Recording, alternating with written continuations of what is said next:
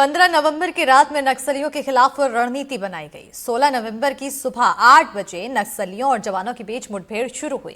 2 दिनों तक रुक रुक कर जवानों और नक्सलियों की मुठभेड़ हुई, जिसमें 5 नक्सली मारे गए। ये 5 नक्सली वो नक्सली थे जो नक्सलियों को दवाई, राशन समेत अन्य सामान सप्लाई करने के लिए सप्लाई चेन के मेंबर बने थे। और इसी पर यह रिपोर्ट देखिए। छत्तीसगढ़ को नक्सल मुक्त करने के लिए जवानों की तरफ से लगातार कार्रवाई की जा रही है, ताकि छत्तीसगढ़ में नक्सल प्रभाव को खत्म करके छत्तीसगढ़ को विकास की राह से जोड़ा जा सके। इसी कड़ी में नक्सलियों के खिलाफ लगातार हमारे जवान लोहा ले रहे हैं।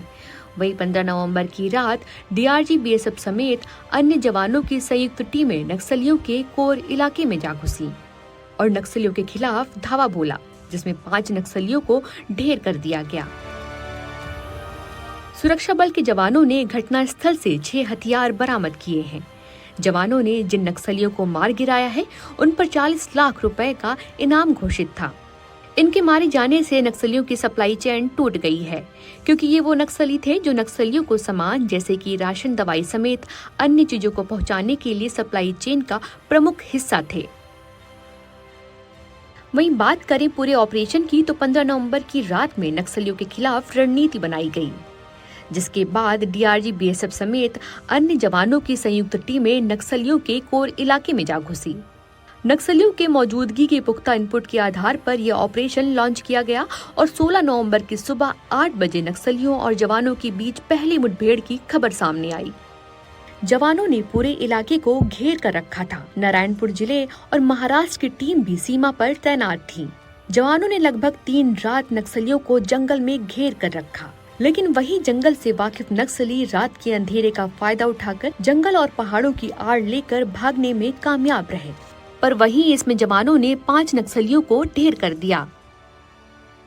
पुलिस अधीक्षक ने जवानों और नक्सलियों के बीच हुई मुठभेड़ की जानकारी दी और वहीं अब इस ऑपरेशन की आकलन कर और जानकारी सामने निकल के आने की बात कही है। ये 5 जो माओवादी मारे गए हैं, ये प्रथम दृष्टया दंडकारण्य की सप्लाई टीम के सदस्य हैं, जिसमें डीवीसीएम वनजा और 4 लोग हैं।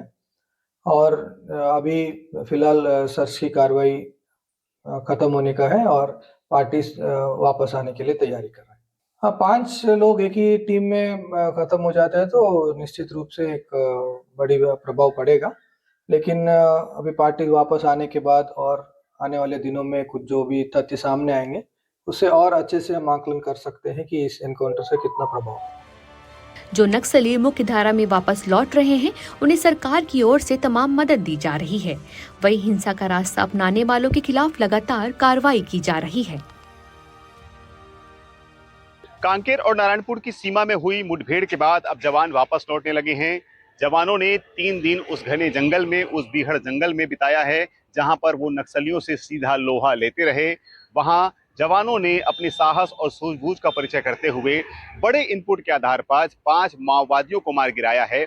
इन माओवादियों पर लगभग 28 लाख रुपए का इनाम घोषित था, जो कि डीवीसीएम मेंबर भी एक उसमें मारी गई माओवादी बताई जा रही है। इस तरह कुल 5 माओवादियों में 2 महिला और 3 पुरुष माओवादी बताए जा रहे हैं।